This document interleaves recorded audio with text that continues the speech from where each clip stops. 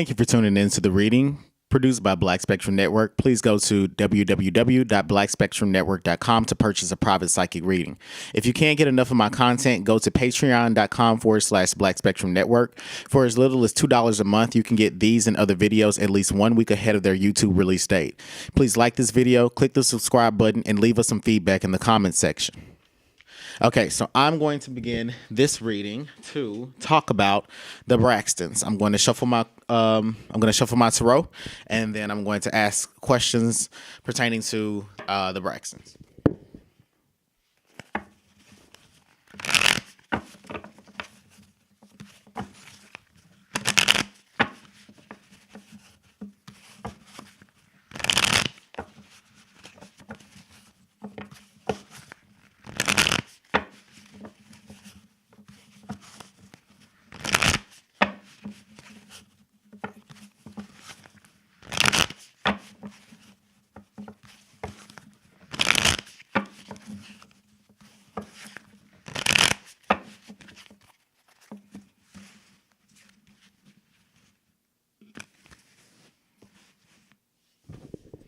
Okay, so the first question that I have for the Braxtons: did they go on strike due to low pay? I want to know if that was true. Did they go on strike due to low pay, or was it for another reason? Did they go on strike from the Braxton family values due to low pay? So the cards are saying that it was okay. So whoever's the youngest Braxton, it was their idea to go on strike. I get that. The cards are pretty much saying that these women. So if it's low pay, it's not exactly low pay. It's just that the Braxton family values is mentally exhausting for them.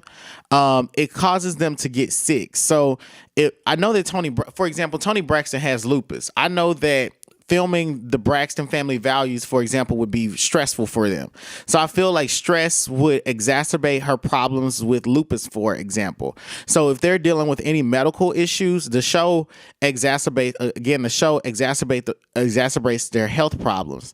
At the same time, there are also a lot of demands that come with doing this show. It is very intrusive into their lives. So they aren't paid enough money for what. So yeah, I mean, it's essentially low pay. You know what I mean? So it's like, the amount of emotional labor that they have to put into this job, the intellectual tokens that they have to expend to entertain people, and especially because they're family members. I'm saying that this is, they wanted more money for those reasons, because it causes them to get sick. I'm also seeing here that another thing that the production wanted to focus on was their father, and their father's history, history with raising them, or his lack thereof raising them. There was a greater emphasis on the role that their dad played in their upbringing, and I see that was creating a bigger rift.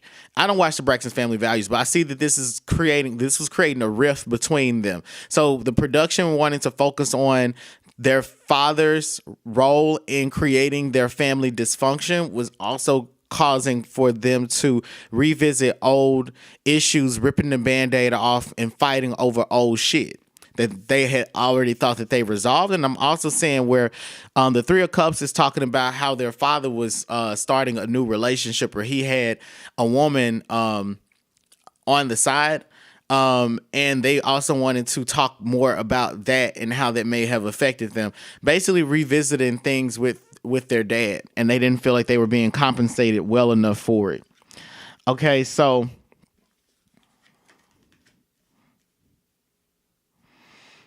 the cards are also talking about, now they're talking about, I think the Seven of Swords is Toni Braxton. I see it as they want, that Toni Braxton wants to keep her, obviously the production would want to focus on Toni Braxton's marriage to Birdman. And I see it as they make up and break up a lot. but they're not to the point that they divorced. It's kind of like, they're pretty hot and cold. Like Tony's like a sex kitten. I get this energy about her that she's very submissive, very sexual with him. And what I mean more specifically is she has like a stripper energy around him.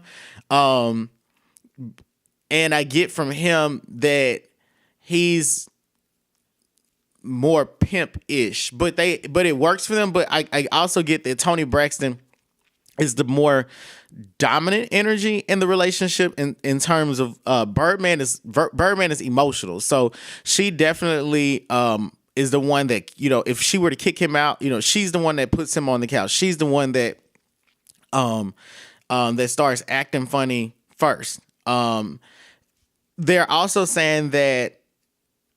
So that was one thing. So I get that was from Tony's perspective. I don't know all the Braxtons, but the strength in the page of Hazard's cards are saying that there's whoever is the most stable of the sisters in terms of her emotions. Like she's the one that everybody, no one typically has a problem with her. I get. And this may be Tawanda. I'm not exactly sure of the names, but I think it's Tawanda, the one that is that she has her dad's nose. Anyway, I see her as I see her being okay with everything, on the show. I don't see her trying to complain about the low pay, but I see it as she's pretty much been. I say that the burden that she carries is carrying everybody else's burden. Like she assists everybody with their problems. She goes through her own things, and people are there for her. But I get that she plays superhero to her sisters' problems, and then it's something with somebody's children as well. A storyline with a child that was, and it's a little boy. I get a little boy child that a storyline was focused on him, and it just they felt like overall this is the energy that I'm getting. They felt like We TV was doing a comprehensive study, an overall study of their life, and with the show going on for so many years, they had to really start, like, I get this about the Braxtons, is that they have real drama. It's not really contrived, just naturally they attract drama into their lives, and some of it they don't want to be shown. Obviously there are things that they don't want to be shown on camera. They have things that they want to keep private. And the more the show goes on, the more that it has to reach into their private lives in order to keep its authenticity. But at the same time, they're not getting paid more. They're not getting paid. They're just not getting paid enough. So let me see. Are they getting paid enough? Let's see what the spirits think. The spirits are saying that whoever the youngest one is, she feels like, I see it as whoever the youngest is. She's coming up as the Empress in the Wheel, and then it's the Wheel of Fortune card. With the youngest showing up as the Empress, it's like she feels like she's above the Braxton family values. She feels like, and this may be Tamar, but she feels like how do I say this? I wouldn't say that she feels that she's better than reality TV. She feels that she's better than a lot of people, but she doesn't feel like she's getting paid enough. She doesn't feel like she would get paid enough for anything. The Wheel of Fortune is saying that because of the show, this woman has. And this is probably Tamar, because I can't see it being Tony Braxton, because I don't even know who else has a real career out of all them other than Tamar and Tony. But I guess this is Tamar, and the show has I want to say the show has helped this particular individual is just as much as it's hurt them. You know, every time that there's a victory, there are two losses. If there's a public victory, there are two public losses. And then the King of Wands is also saying that there was her husband was also her husband also thought it was good for them to strike as well. But I get that this strike has been going on for some time. I think that they've been and I get that they've been striking in this way, that they had filmed less, that they decided to stop filming with each other. They started doing passive aggressive things to the production. So this obviously blew up, but it was mainly this Empress card, the youngest girl with her husband, that decided to start the strike. Okay. All right. So my next question is, well, I was going to ask how did we TV treat them, but I guess it's already been answered. So Tamar Braxton said that her sister Tracy is dead to her because she decided to film the Braxton family values. Did Tamar really mean that? Yep, Tamar meant it. The death card is saying that she wants to end. She's Tamar won't be talking to Tracy for a while. And if they do talk, Tamar is going to be combative all the time. She's going to be combative, or she will be defensive. She feels hurt because she wanted them all to be on a united front. The Ten of Swords is saying that Tamar feels like she put herself out there. She put her heart out there, and she put her career on the line to do this. And the Ten of Swords is also saying that she feels like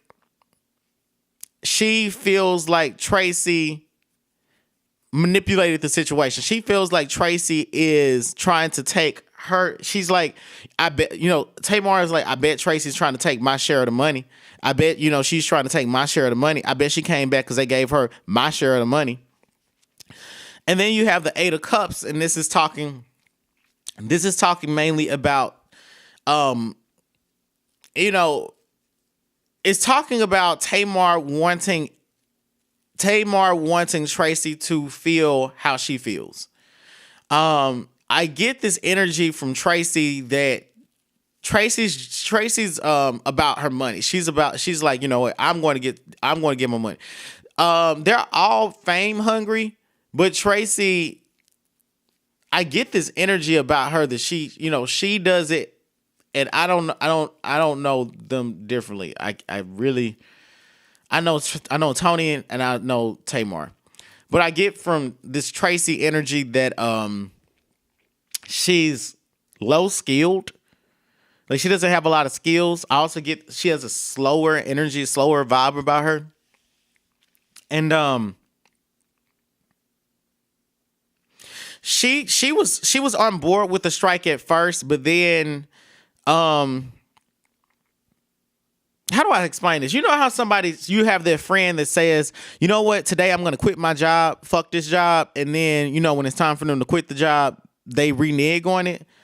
I get that energy. Like, Tracy's very cowardly, so she decided to stop striking and to go back to work. And that hurt Tamar because Tamar wanted them to be on a united front. And I get this energy about Tamar that it's a do as I say and as I do type of vibe about her. Tamar evaluates you by how you act, and if you act similarly to her, she enjoys you. How is Evelyn Braxton as a mother?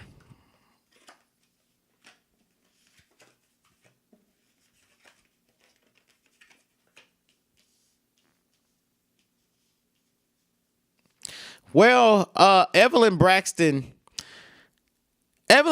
was she was a tiger mom. She was very involved in her children's lives. I get this energy from her that she was overly protective, overly involved, and really pushed them to do music. I get the she has a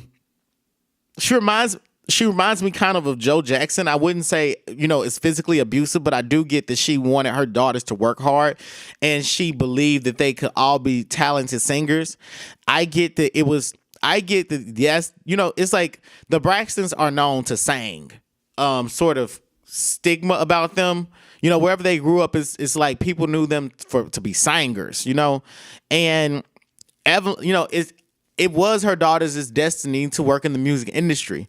And I get that Evelyn was a tiger mom. She pushed her kids to practice music. She was trying to figure out who the star or the celebrity child would be.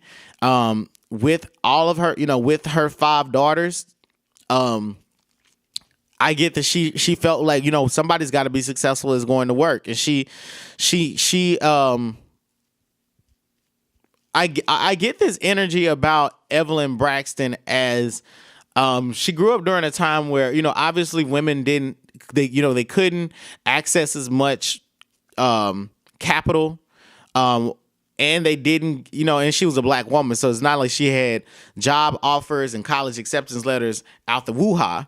But she definitely prayed for a husband or a man to help take care of her. Like, becoming a mother and somebody's wife was the best thing to happen to her.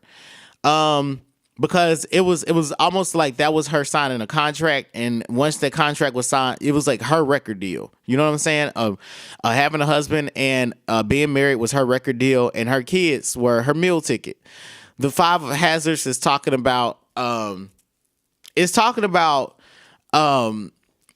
they grew up poor, but Evelyn Braxton made it work. It's like she had a lot of mouths to feed, but she also had a lot, like all of her kids had ambition. She put it in, Evelyn Braxton was one of those moms that because she wanted her kids to be superstars, she told them to be superstars. So I get like a dance moms type of vibe about her, if that makes any sense. Okay, so then the Four of Hazards is talking about, I get this energy that she spent a lot of time she spent just as much time rearing her kids and conditioning them to be superstar musicians, and she spent just as much time fighting other women off from her husband. I do get a Rolling Stone energy from, I think his name is Michael Braxton. I didn't write it down, but I think it's Michael Braxton. But I get a Rolling Stone energy from him, but I also get an energy from her that just screams she's fought women for her husband or her child's father, if that makes any sense.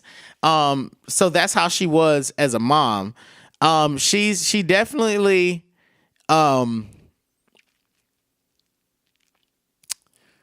I get that she endured a lot of infidelity because she was one of those women that wanted to she wanted to really save face for the public. She didn't grow up with a lot. She didn't have a lot. So when she finally got married and had her own husband and her own kids, she valued posturing herself in society, and she wanted to keep all of their drama.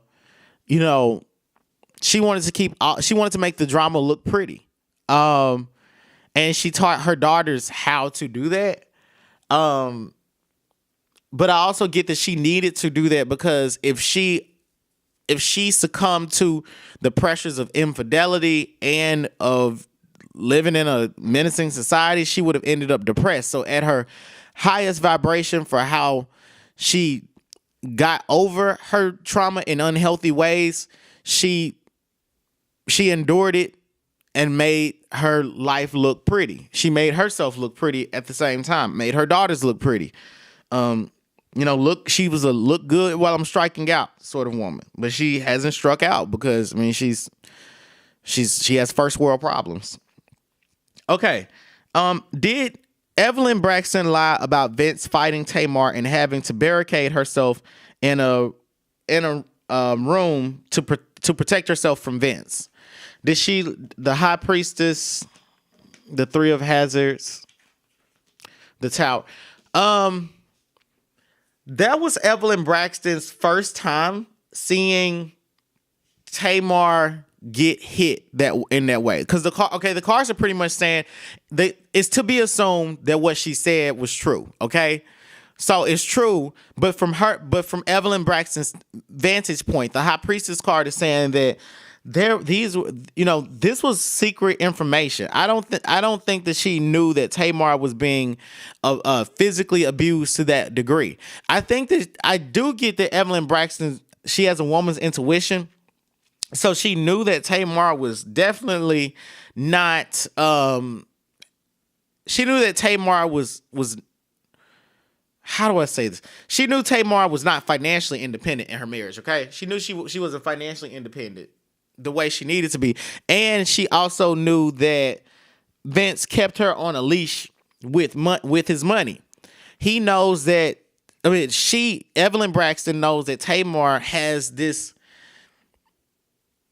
attraction to men with money. She will endure a lot of stuff if a man has money. I also get this energy from Tamar that yes, she's attracted to bigger men, but part of why she chooses to be with a bigger man is because she feels like he's like a bear. He provides financial security. He will keep her looking good.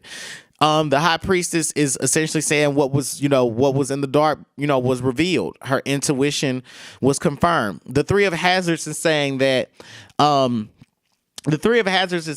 this, I get that this terrified Evelyn Braxton because she feared that Tamar would end up physically disabled in some way from the encounter. I get that, and because of the way that this card is, I get that there was something about Tamar crawling on the ground when this happened, like crawling away from Vince, trying to get away from him. And the tower is saying that this dramatically changed her viewpoint of Vince. I get that she refused to continue to turn the other cheek about things. I hold on. The cards are still speaking. She feels like Vince is a master. Vince is a puppet master. She feels like Vince has successfully killed Tamar's inner spirit, and that Vince has coached her into she feels like Vince coaches Tamar through pretending like things don't happen to her, like that Tamar is not abused. If that makes any sense. Yes, Vince coaches Tamar through the pretending. The Queen of Wands and then the Hangman is saying that she feels, no, this is about Tamar. So this is all true. I'm sorry, y'all. This is all true. But Tamar has Tamar has been like, she's fractured, like she's fractured a bone from this. You know what I'm saying? Like, her body has been hurt. I get that, like, maybe like he broke a finger or something like that, or it's something small, like, she bent her elbow, or there was a fracture in her knee or something. I'm not a medical doctor, okay? I'm not that type of doctor, but I get the Hangman card. So this is saying that Evelyn Braxton didn't really tell Tamar to leave the marriage alone until after this happened. Okay, so there were other ugly things, like verbally ugly things that Vince would say to Tamar, but Tamar would say ugly things to him as well. It went back and forth. But this was when Evelyn Braxton had told her daughter to leave it alone. At that point, okay? I'll say that as well. All right. Is Tamar really dating an African man?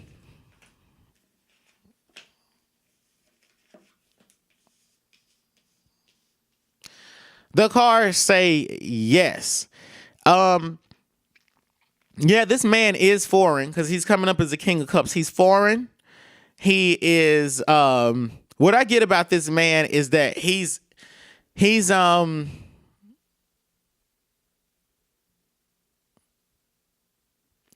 I get from this man, he's a lot he doesn't entertain Tamar's um comedic side the same way that Vince would. I get from this guy that he's entertained by her, but he's very, very masculine. You know, he won't he would never allow for Tamar to put her wig on his head. They're dating, but I don't think that this is gonna be long term. And I'm not exactly sure if this is gonna go public either.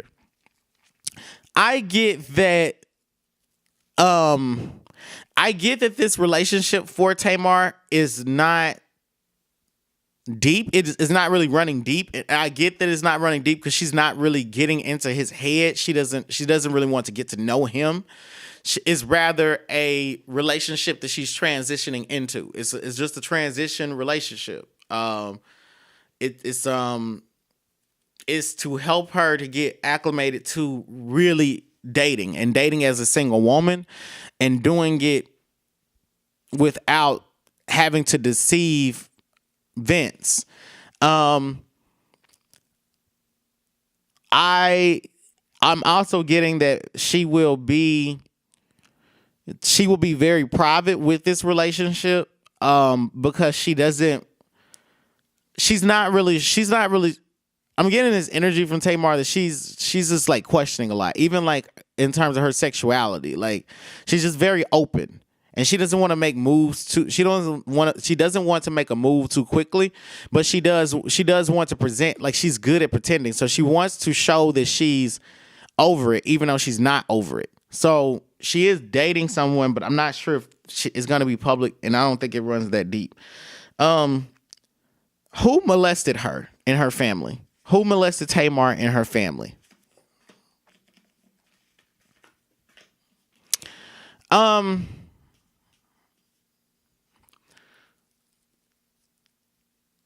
it was I get I get that this like she was molested by a man and a woman that were married to each other. Um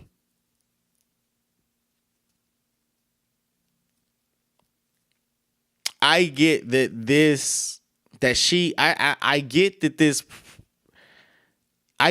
happened repeatedly, and I get that Tamar told about it, and I get that there was a huge blow up about it. From Evelyn Braxton, not so much her dad. So I just get this vibe that it was like um I want to say an aunt and an uncle energy, or cousins, like married cousins that her cousin that was married, or like an aunt and an uncle. And I get like a nanny babysitting situation about this. I don't do like fortune telling readings, so I would need to have names or potential people to pull, like potential names to pull cards on to see. But whoever that is in their family, that's the description that I get. Okay. How does Tony feel about Tamar's success?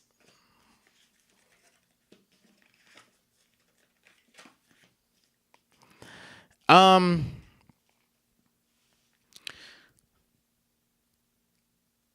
Tony feels like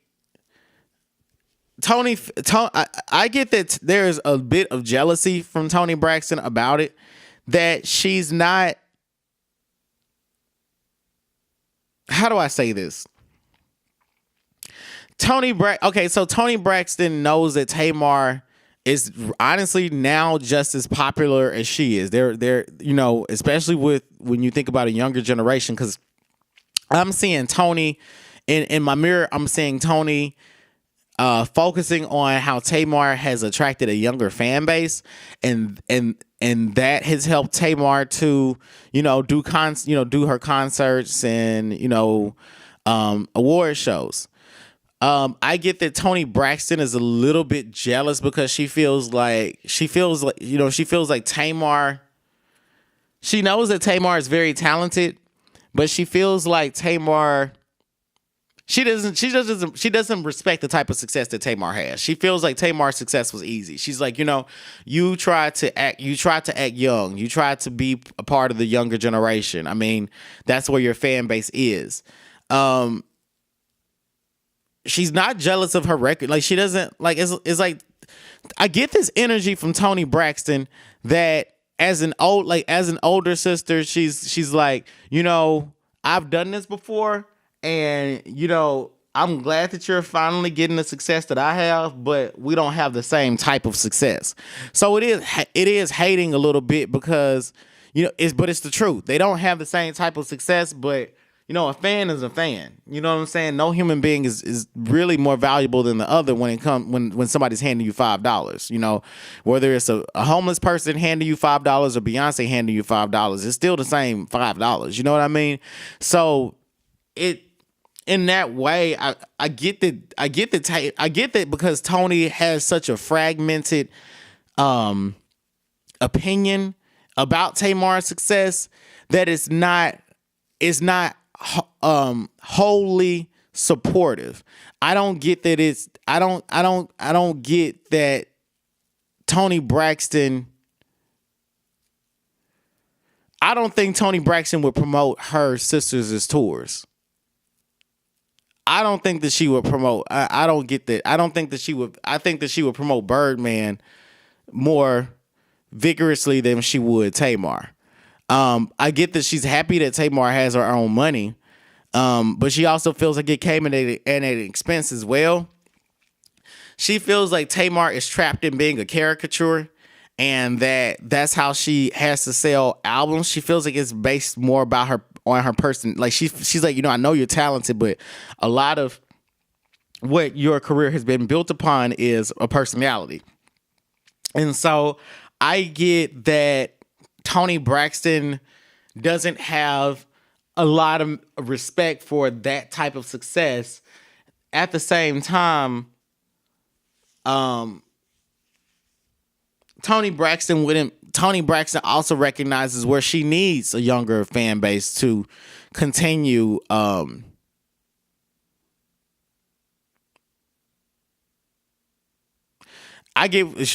order to continue staying afloat. That's just the reality of things. That's just it. That's how I have to say it. Toni Braxton's very guarded. And she doesn't really. And I get that she doesn't really say a lot, or she tries not to think about her family a lot. Like not in a bad. Like it's like she tries to stay out of it. She wants to be involved, but it's like Shawnee O'Neal. She wants to be involved, but she doesn't really want to be involved in the drama. She wants to be around, but she doesn't want the attention focused on her. She loves her family, but she doesn't like the drama. Okay. What is Toni Braxton's relationship like with Birdman? So fuel my fire, take me higher, I'll be your liar too. Cause when we're here, there's nothing better than the skyline view. Ooh.